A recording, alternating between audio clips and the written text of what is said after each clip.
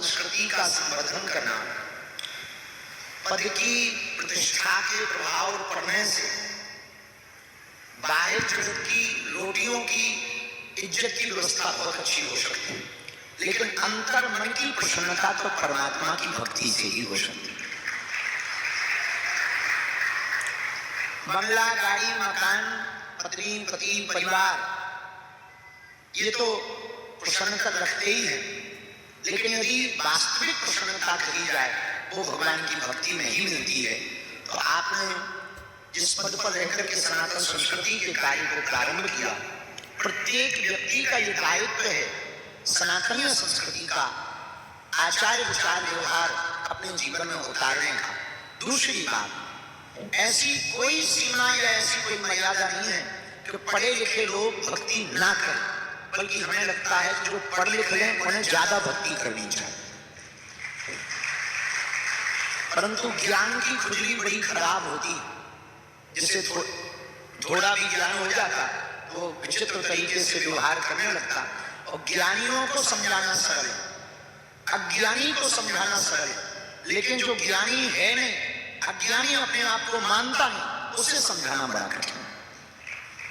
और जिसे वास्तविक ज्ञान हो जाए वो निश्चित रूप से भक्त हो जाता है। तो आपने जो कार्य किया, हम अभी नानी को मिलेंगे, बिटिया को भी मिलेंगे। और जो दूसरी बात आपने कही कि धाम पर आप अपनी मातृभूमि पर सेवा करना चाह रही, 2027 में उद्घाटन होने के बाद अपोलो की टीम के साथ में हमने अनुबंध किया है संचालन का। तो एक मेल बनाई है, वो मेल हम सोशल मीडिया पर डाल देंगे। तो आप अपना पद नाम उस पर डाल देना, तो आप हॉस्पिटल में सेवा के लिए जितना भी आपके पास छुट्टियों का समय है वो धाम पर सेवा कर सकते हैं। जय हो, खुश रहो। तीसरा था आपका विषय कि पति भगवत भक्त नहीं है तो क्या करें। पति नहीं है पर आपकी भगवत भक्ति और बेटी की भगवत भक्ति से उनको भी निश्चित रूप से पुण्य मिल रहा है। और एक दिन ऐसा आएगा, आप अपने रास्ते से बिल्कुल मत भटकना, अपने रास्ते पर अडिग होकर के बने रहना। एक दिन वो भी आपकी भक्ति को प्रसन्नचित्त होकर के स्वीकार करेंगे और वो भी भगवत भक्त बनेंगे। सीताराम। क्योंकि पढ़े लिखे लोगों को तर्क बहुत चाहिए। चलो,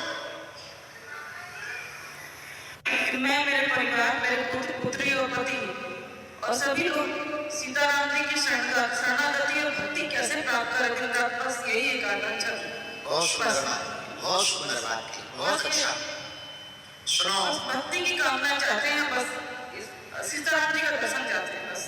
बहुत सुंदर, बहुत सुंदर भक्ति की भावना रखते हैं। सुनो, भगवत भक्ति का आशीर्वाद महापुरुषों के संतों के पास तो होते ही है, पर हमारा एक ही बात मानना है, ये उत्कंठा जो आपके अंदर है, ये उत्कंठा सदैव बनी रहे और तीक्ष्ण हो जाए। ये उत्कंठा भगवान की मिलन के लिए जब बेचैन करने लगेगी तो यही उत्कंठा आपको श्री सीताराम जी के दर्शन कराएंगे। जो भी महापुरुष या संत मिले हैं आपको, वो कैसे हैं, उनके गुण अवगुण उनके पास रहने देना। आप तो अपनी कथा एक ही सुनाना कि हमको महाराज जी आशीर्वाद दो कि हमको श्री सीताराम जी के दर्शन हो गए और हम पर श्री सीताराम जी की हमारे ऊपर और हमारे परिवार पर कृपा बनी रहे। ये मांग एक दिन आपको सही महापुरुष के पास ले जाएगी, वो तुम्हारे बाएं पकड़कर राम जी के चरणों में रख देंगे। इतने में ही तुम्हें श्री सीताराम जी के दर्शन हो जाएंगे। जय जय जय जय, आशीर्वाद बहुत अच्छा है। सीताराम गुरु जी, एक प्रश्न था मेरा, बचपन से धारावाहिक में और गानों में भी सुनते जाते हैं कि राम सेतु बनते समय एक गाना था, वो पत्थर भी ठहरे जिस पे लिखा हुआ श्री राम। अगर ये कहावत सच है कि पत्थर पे श्री राम लग के अगर पानी में भेजो और तैर रहा है, तो जितने भी वानर सेना थे और जितने भी थे वो नाम के ऊपर से कैसे चल के गए? बहुत सुंदर प्रश्न है, बहुत तार्किक बात है। चलो सुनो, प्रश्न का जवाब मुझे आता नहीं मिल पाया, मैं कई बड़ों से पूछा हूँ। जरूरी नहीं कि हम बहुत सटीक दे पाए, पर जैसा दे पाए उसको यथोचित तरीके से आप स्वीकार करना। सुनो जी, एक आईएएस अफसर पूरे जिले का बॉस होता है और पत्थर में तैराया गया। रामचरितमानस में ही वर्णन है कि प्रभु के नाम से पत्थर तैरे। प्रभु के नाम से पत्थर तैरने का मतलब है भगवान नाम का स्मरण करते हुए लिख करके पत्थरों को तैराया। पर इसका एक तर्क हमको अभी अभी मन में हमारी प्रेरणा आई जो हम आपको कहना चाह रहे हैं। नाम तो सर्वत्र है, वानरों के मुख पर भी नाम है, जिह्वा पर भी नाम है, सर्वत्र नाम ही नाम है। हमको लग रहा कि राम नाम के ऊपर पैर ना रखे होंगे वानरों ने, हनुमान जी ने तो कदापि ना रखे होंगे, ऐसा हो ही नहीं सकता है। तो नाम कह करके पत्थर तैराए गए होंगे तो पत्थर ठहरे होंगे।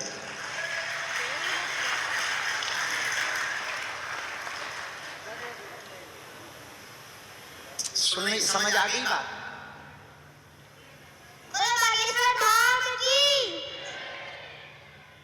गुरुजी, मेरा आपसे एक प्रश्न है। अभी भी मेरा बहुत मन था तो हनुमान जी ने मेरी अर्जी सुन ली। अब मेरा प्रश्न है कि बागेश्वर धाम की स्थापना कब हुई थी और उसके पीछे की कहानी क्या है? पहले तुम्हें शायरी सुनाओ, बहुत नकल करती हो हमारी। ना नाप के देते हैं, ना तौल के देते हैं, ना नाप के देते हैं, ना तौल के देते हैं। मेरे बागेश्वर वाले बाबा छप्पर फाड़ के देते हैं।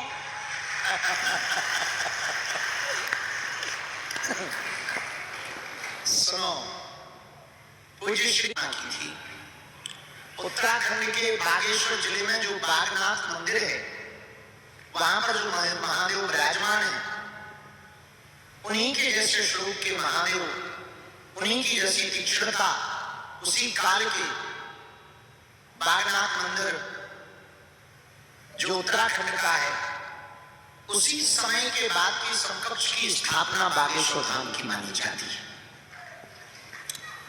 लोग तो कहते हैं, हमने जो दादा गुरुजी से सुना, सन्यासी बाबा ने अपने गुरुजी के द्वारा करवाया था, उनके गुरुजी ने वहां छोड़ा था।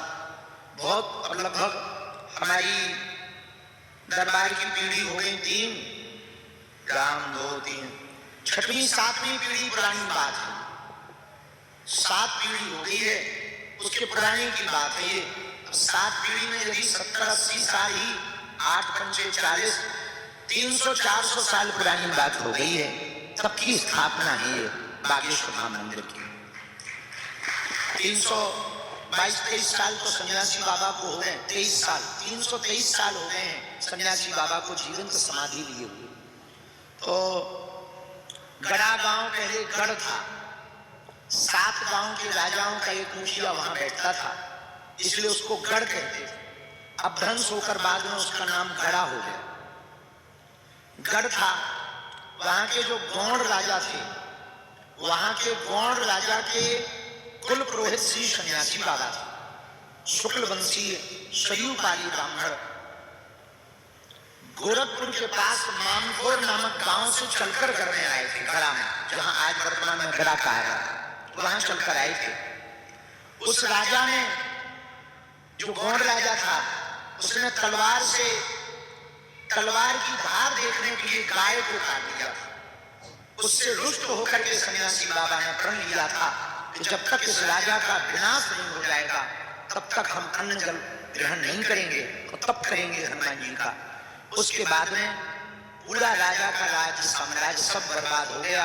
राजा ने खूब क्षमा भी मांगी, इन्होंने क्षमा नहीं किया, इनका भक्ति में मन लग गया, इन्होंने 1.25 करोड़ हनुमान चालीसा के पाठ किए। 84 वर्ष लगे 1.25 करोड़ हनुमान चालीसा के पाठ करने में, 84 साल, 120-21 साल तक शरीर रहा। इसके बाद हनुमान जी का जब साक्षात्कार हुआ तो हनुमान जी ने कहा, मांगो पंडित जी। बोले, हमें कुछ नहीं चाहिए, आशीर्वाद दो। तो हनुमान जी ने कहा, आज से हम इसी पेड़ के नीचे बैठे हैं, कालांतर में कलयुग में हनुमान जी के 3 रूप बालाजी के रूप में पूजे जाएंगे, सालासर बालाजी, मेहंदीपुर बालाजी, बागेश्वर बालाजी। और तीनों रूप विविध प्रकार के हैं। सालासर के हनुमान जी जवान हनुमान हैं, उनके मूछे हैं। मेहंदीपुर के बालाजी बूढ़े हनुमान हैं, उनकी दाढ़ी है। बागेश्वर के हनुमान जी बाल हनुमान हैं, छोटे रूप हैं। तीनों बालाजी में 3 रूप हैं और तीनों जगह एक एक संत की महिमा है। सालासर में जो बालाजी प्रकट भये हैं वो मोहनदास बाबा के कारण प्रकट भये हैं, उनकी समाधि वहां है। मेहंदीपुर में जो बालाजी प्रकट भये हैं वो समाधि वाले बाबा के। फेस्टिवल सीजन के इस